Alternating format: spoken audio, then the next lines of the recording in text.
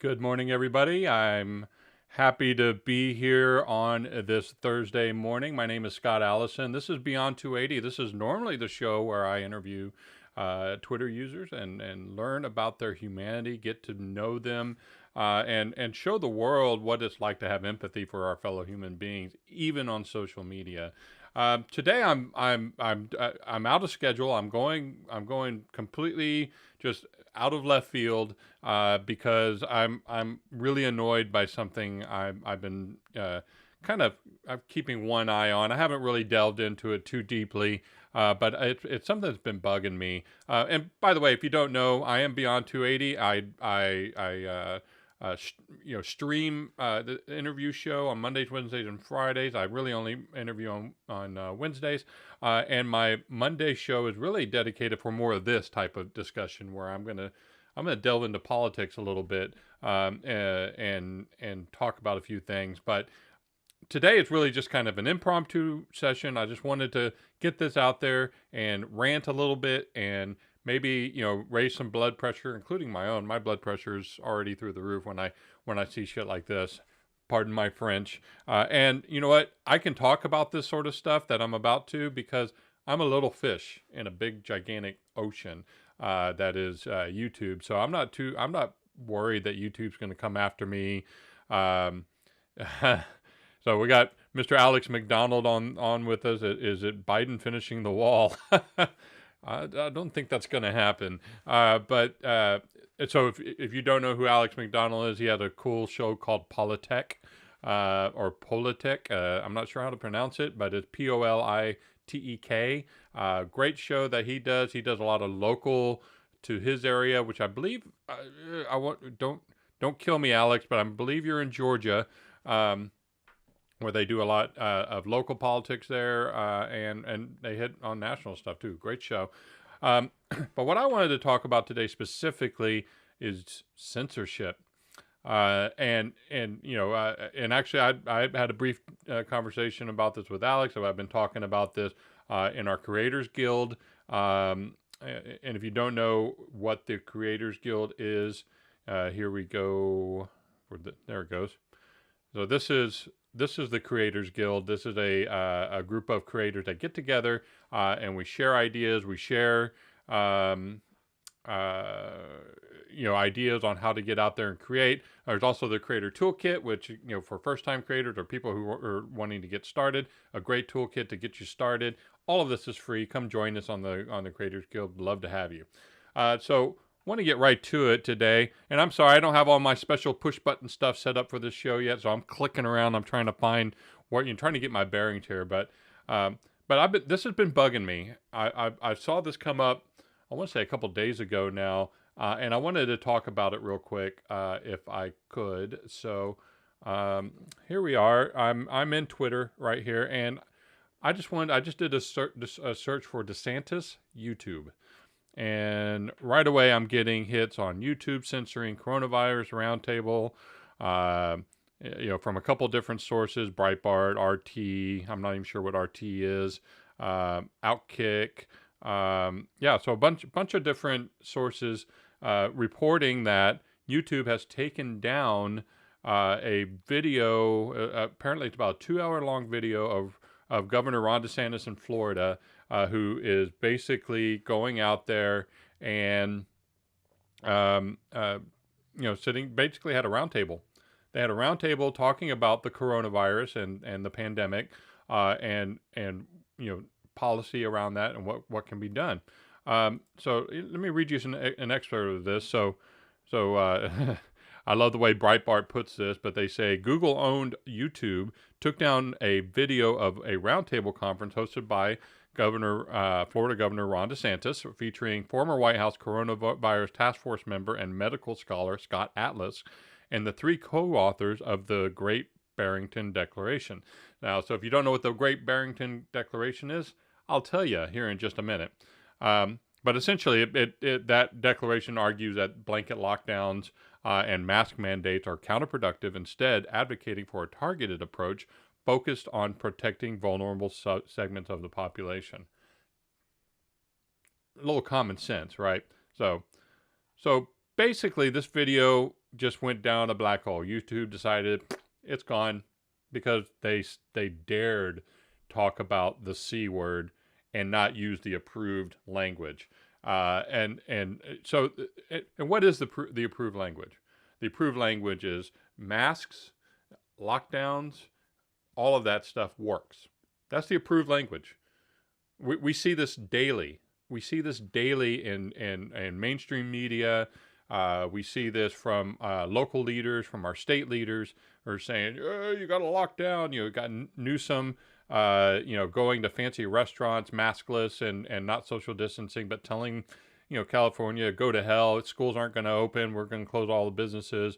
And that's the approved message. Isn't that awesome? That's so awesome? That is the approved message. So DeSantis and in our great state of Texas, Governor Greg Abbott have kind of, well, Abbott a little less so, but DeSantis has really kind of come out ahead of this and said, no, this crap isn't working. Lockdowns aren't working. The masks are not working. In fact, if you go and look at the statistics, the countries and the states that have locked down have higher rates of infection. And then, of course, they have all the side effects of being locked down, with higher drug usage and alcoholism and domestic abuse and suicides and depression, and not to mention all of that in our children as well, who are not able to go to school and socialize and function as a normal human being should be able to do. So, yeah. So how dare DeSantis, put together a roundtable with people, guess what, that are a lot smarter than you and me, and talk about what we're doing wrong.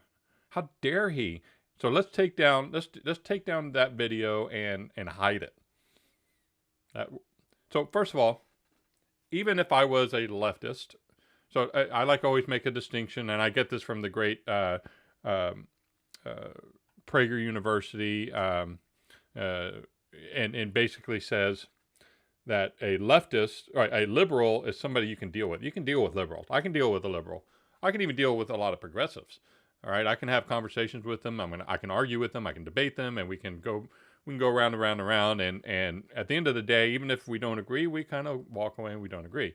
But if you're a leftist, there's no arguing. You can't argue with a leftist because the leftist is right. They're always right. No, it doesn't matter. Facts be damned, logic be damned, any of that stuff. They're always right. So yeah, that's why. Anyway, I digress. So let's go in really quick. I'm just going to read you some of what the Great Barrington Declaration is, and you tell me if this sounds like, I don't know, like a bunch of Looney Tune stuff, like injecting UV light into your veins or something like that. For one thing, I'm not going to suggest that anybody like inject stuff into their veins. Anyways, so if you go to the gbdeclaration.org, that's where this declaration resides. And it's basically, their statement is, as infectious disease epidemiologists and public health scientists, we have grave concerns about the prevailing COVID-19 policies, and we recommend an approach we call focused protection. Now, what's really interesting about that statement is the CDC, in their own guidance, basically use very similar language. I don't have it up in front of me right now, but it's basically similar language, that their initial guidance for a response to the pandemic was focused protection. Now, it's not capital F, capital P, like they do in the Great Barrington Declaration, but it's focused protection. We, as a society, as a world, have lost our freaking minds.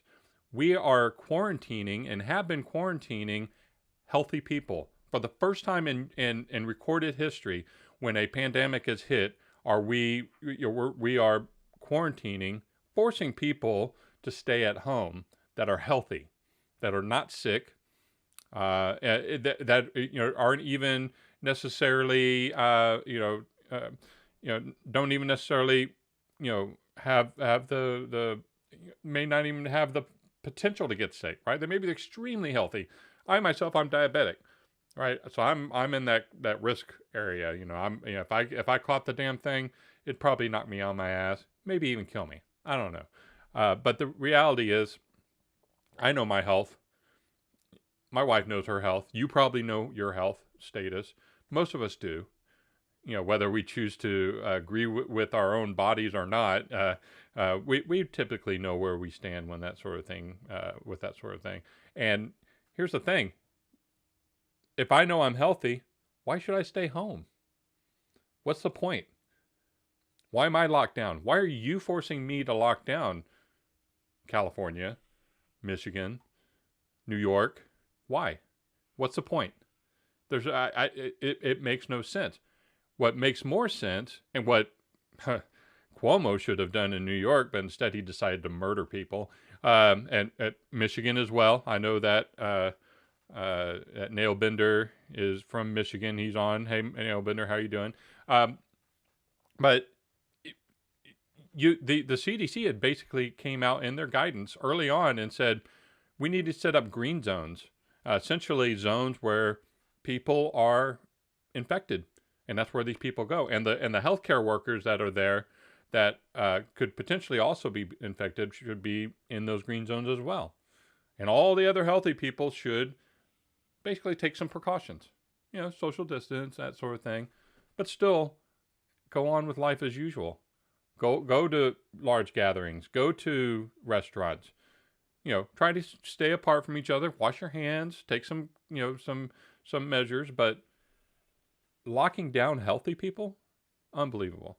So the Great Barrington Declaration goes on, and here's some of the text from the actual declaration itself.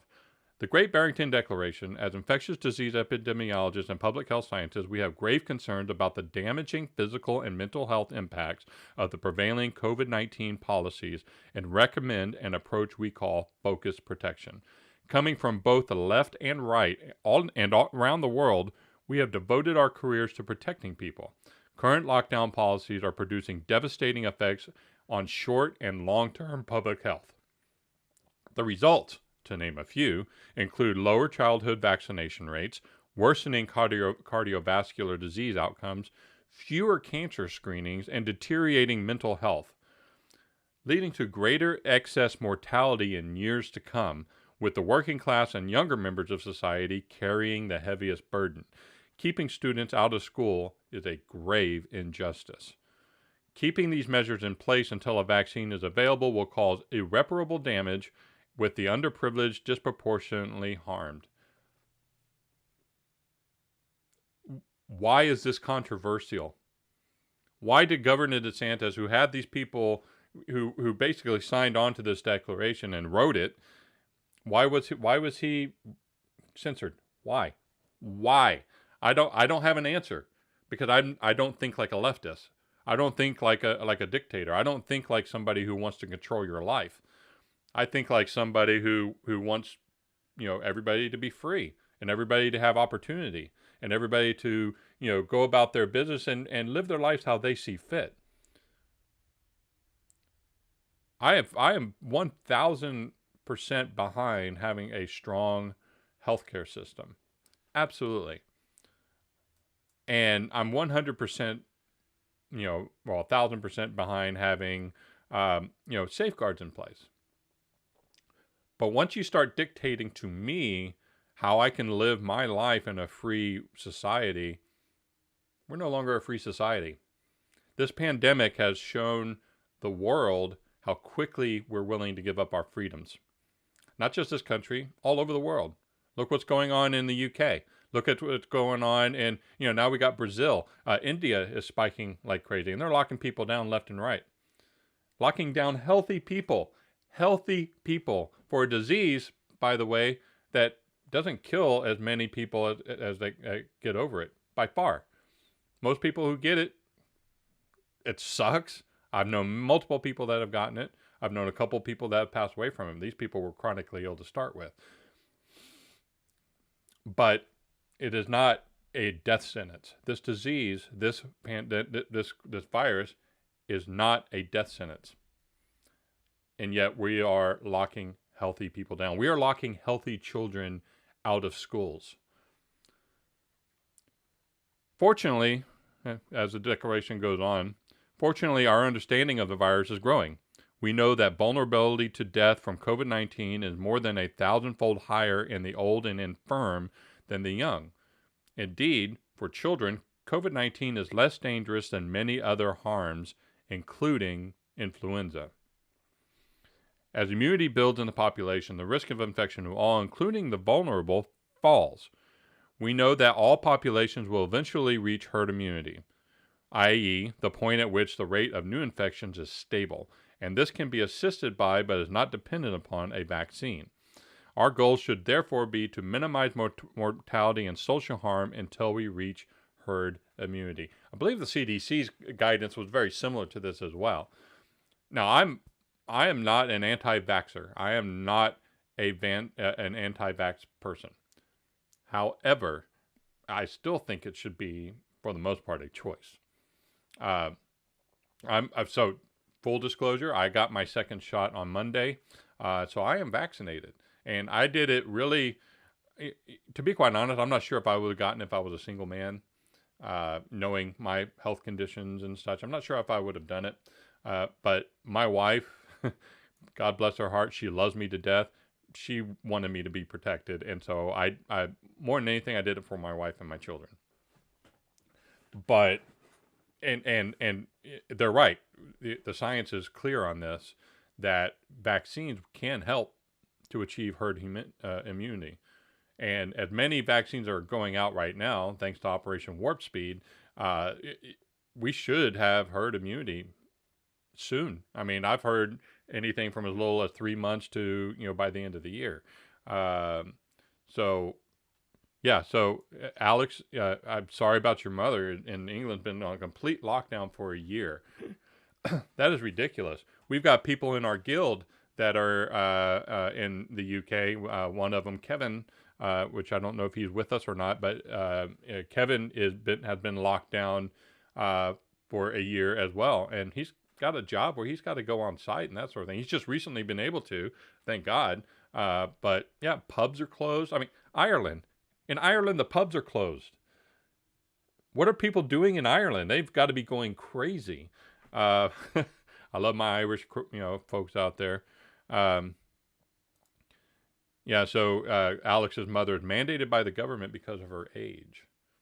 So, great. I get that. I understand that the older generation is more vulnerable, but does she really want the government to protect her that way? Do you want the government to protect her that way? How about inform me, inform you that, hey, there's something bad going out, and here's the ways that you can contract this disease. Here are some precautions that you can take. You're a healthy person. It's up to you to take on that type of risk. Now, if you are vulnerable, we strongly suggest that you do these XYZ things. But we don't tell you what to do. We don't come and knock on your door at Thanksgiving and say, how many people do you have in your home? By the way, I had about 40 people in my house for Thanksgiving. None of us got sick. Imagine that. I was told I was a super spreader, but I apparently I suck at super spreading. I don't know. So Nailbender says our governor is facing lawsuits over putting COVID patients in nursing homes. Yeah, as well she should. You have by the way, Nailbender, Whitmer, who's your governor in Michigan. She's an awful human being. I'm a nice guy, and I try to sugarcoat things as much as possible, but Whitmer's a pretty awful human being. At least I give her the courtesy of calling her a human being. So Jose says, you're absolutely right. I've been able to keep my son academically on track, but with the lockdown, his autism and everything else, his social skills are tanking quickly.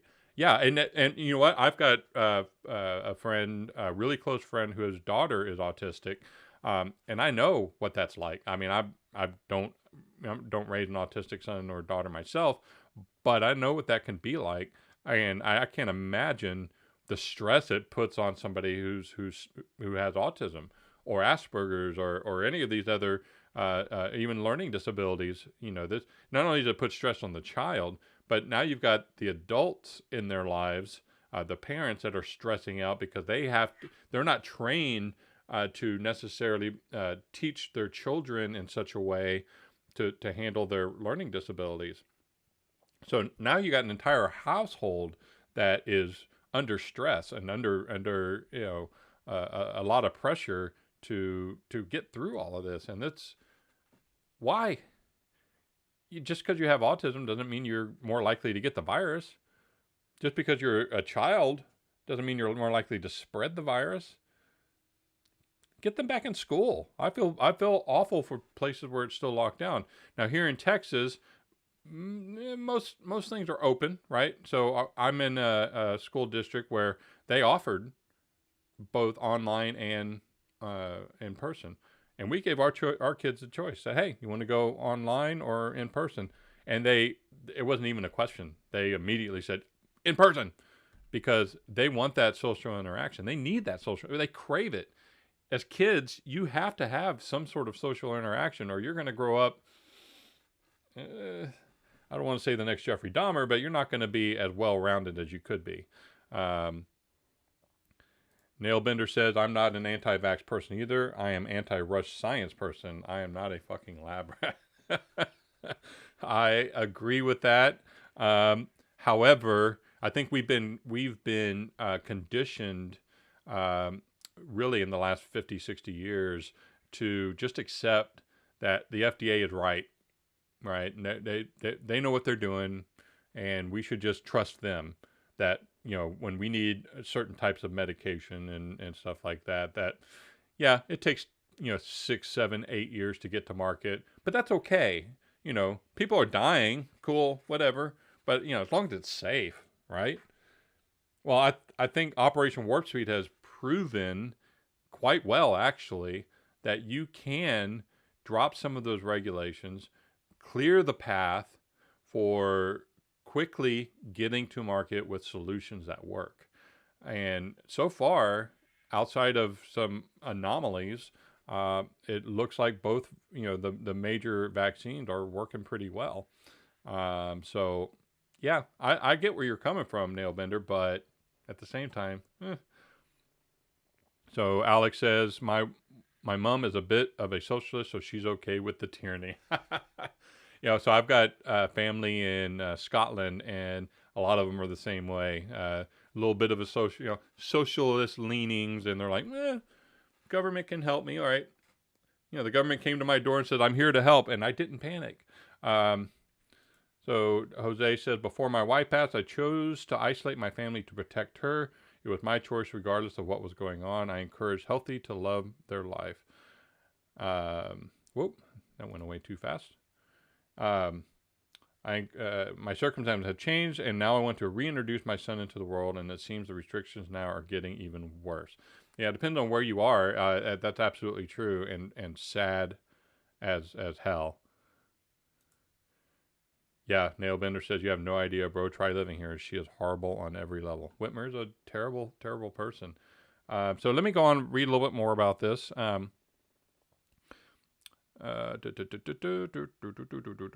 The most compassionate approach that balances the risks and benefits of reaching herd immunity is to allow those who are at minimal risk of death to live their lives normally to build up immunity to the virus through natural infection, while better protecting those who are at higher risk. We call this focused protection. And to be quite honest, that's how we've kind of done things in the past. With any other pandemic, we've targeted the vulnerable. We've quarantined them and the sick, and let everybody else kind of just live their lives and take their precautions and all that. This is the first time in history that we've ever done something like this. And it's having disastrous effects. Adopting measures to protect the vulnerable should be the central aim of public health responses to COVID-19. By way of example, nursing homes should staff with required immunity and perform frequent testing of other staff and all visitors. Staff rotations should be minimized. Retired people living at home should have groceries and other essentials delivered to their home. When possible, they should meet family members outside rather than inside.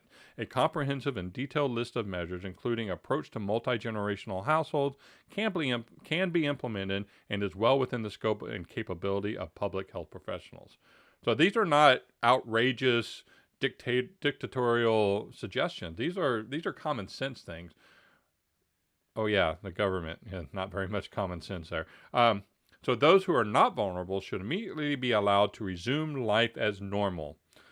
Simple hygiene measures such as hand washing and staying home when sick should be practiced by everyone to reduce the herd immunity threshold. Schools and universities should be open for in-person learning. Extracurricular activities such as sports should be resumed. Young low-risk adults should work normally rather than from home. Restaurants and other businesses should open. Art, music, sport, and other cultural activities should resume. People who are more at risk may participate if they wish, while society as a whole enjoys the protection conferred upon the vulnerable by those who have built up herd immunity. Nature, folks. Nature has provided us a way to fight this. Yes, science is important. Vaccines are important. Medicine is important. But nature is the strongest ally we have in fighting pandemics, fighting viruses, fighting diseases. So I jumped in here because this is where the action is. Well, welcome. So I'm so confused. Is this Alex or... I'm not sure. So the Politech show says, I'm not a fan of having experimental vaccine pumped in me. Yeah, and cool. That's you. That's awesome. Great. We live in a free country, and that should be it. Yeah, and that's another thing. This whole idea of vaccine passports or vaccinated passports, whatever, travel passports, whatever, where I have to show that I've been vaccinated to travel anywhere. Show me your papers. Show me your papers. If you don't have papers... Didn't Arizona get in trouble for that recently? Right, a few years back, remember the whole immigrants had to keep their papers on them, and people were flipping the shit out. What's going on? Why is that any different? Nailbender says, don't get me wrong, I'm all for cures for all the things. But when Twitter, YouTube, and Facebook are deplatforming people for asking questions about the vaccine or trying to talk about the side effects, I'm going to have to fix this, but let me show this again. That's a problem. Science is and has done some amazing things, but when you can't question it, you really shouldn't trust it. Well, that's what science really is, by the way. Science is not just, hey, this is fact, done. We're done. Case closed. Boom. Go home, everybody. The science said so. It's not the way this works. Science is forever... if you're not a skeptic, you're not a scientist. Or, you can't really be a scientist without being a skeptic. And I think we've lost that in this country and really the world, I think. I think a lot of people have really kind of lost what science really, really is. It's not fact. It's the search for the truth, for how things work, that sort of thing. Yep, the Politics Show says... The vaccine passport is the yellow star of 2021. It is and it's not. It's a badge. It is a badge, absolutely. But it's not discriminating against a particular religion or type of people or class or whatever. So it's actually discriminating against everybody. So a little bit different. Good science is all about asking questions and getting them answered, not shutting people down because they are asking questions. Exactly. There is no such thing as my science, the science, true science, yes science, all of that. There is just science. It's just a discovery process. There's a method behind it. There's things you need to do, and if you go in with preconceived ideas on what the outcome is always going to be, guess what? You're going to skew those results towards your outcome. That's not science. And we see this with climate change. We see this in medicine. We see this, we see this everywhere where scientists go in with a predisposed notion of how things are all going to work when it's said and done. They see a problem and they go, well, this is what's causing the problem. And I'm going to do a little bit of research over here, and all my data, if it doesn't quite match, well, I'm just going to eliminate that data. And now it matches. So, hey, I told you when I said it was this that was causing this, I was right. That's not science. So yeah, so I wanted to get on for a little bit here and just kind of shoot the breeze, talk with you a bit about how angry I am at this censorship crap. So essentially that was the Great Barrington Declaration, and the current signature count on that declaration. So 778,000 concerned citizens have signed it. Uh, uh, 14,000 roughly medical and public health scientists have signed this, and 42,000 medical practitioners have signed this. These are people that are in the know, right? You know, that they're living it. They're in the hospitals. They're dealing with COVID patients. They're dealing with the vaccines and the medicines and the treatments and all that. So yeah, get out there. If anything, we should add more names to this, but yeah, and they even have the list of people who signed this. I mean, we got people from the University of Pittsburgh, from University of Manchester, Hebrew University. I mean, just from all over the world who are signing on to this. Doctors and scientists that are signing on to this declaration saying, "Stop the madness." So Ron DeSantis gets some of these people on a roundtable discussion to talk about policy and gets essentially deplatformed because it's not the accepted message. It's not the message of fear. It's not the message of control. It's not the message of lockdown at all costs. It's not the message of keep your children at home, don't go out and socialize, all that. Wearing masks when you're driving. We've got people so worked up over this that there are people driving by themselves wearing masks, wearing double masks. I saw somebody the other day wearing a double mask driving by himself in his own car, because we have freaked out the populace with this crap, and it needs to stop. And the Barrington Declaration is one way to get us to stop. So again, I am small potatoes. I don't expect to get banned from YouTube or Facebook or whatever for talking about this stuff. But you know what? Bring it. I don't care. And I'm going to speak the truth wherever I find it. The good news is the administration said this week they're not looking at vaccine passports. Okay, well, that's good, but I don't believe them. I just don't believe them. Especially when you've got, Kamala Harris behind the scenes really running the show, and she is an authoritarian of the worst kind we have yet. When she ascends to the presidency, it's going to be it's not going to be good. A lot of people thought Trump was some sort of authoritarian. He wasn't. He was a pushover compared to Kamala Harris. Kamala Harris is going to come in and she's going to executive order the hell out of everything. You think this new gun thing that Biden's trying to do with executive order is bad? It ain't nothing. It ain't nothing what we're going to see when we get Kamala. So the Politics Show says we're a small channel and we've had videos removed on YouTube. Don't think that anyone is safe from censorship. Good to know. But you know what? I don't really care. I don't really care. I'm going to speak the truth. I don't care. If I have to go outside and stand on my roof and do it with a megaphone, I'll do that. I don't care. That terrible woman is top tier terrible person. That woman is top tier terrible person. She actually would probably make Whitmer look kind of like the Pope, to be quite honest. She is that kind of a person. She's been pretty blatant in her awfulness.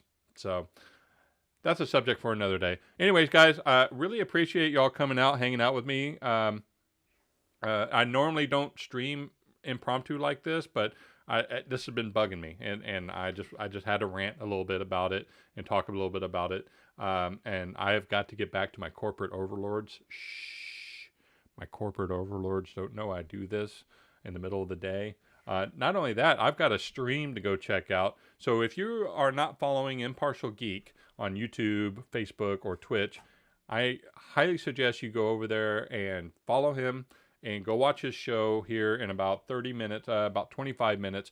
He's going to be talking with the great Nick Nimmin, who is a YouTube god, basically, somebody who really knows how to get content out there and to get it, pretty successful, especially if you're looking to monetize. I'm not, so Nick isn't really my forte, but it is interesting, and he has a lot of great tips and tricks. So go and check out Impartial Geek today. He'll be streaming in about 30 minutes, I think. Yep, 25 minutes. Sorry, in about 25 minutes. And again, thanks for coming out. My name is Scott Allison, Beyond 280. You can find me at. I don't have any of my. See, I wasn't ready for this. I don't have any of my overlays and my fancy little graphics. But you can find me at Beyond_280 on Twitter. You can also email me, Beyond280, all spelled out, at gmail.com with any feedback, suggestions, anything you want to talk about. If you have a topic for my Monday show, which is a little to the right, then I accept it all. I'm new at this and I need ideas because I'm not that bright of a person. So thanks again for hanging out with me, and I hope everybody has an amazing day, and I will see y'all tomorrow for Fun Friday. Peace out.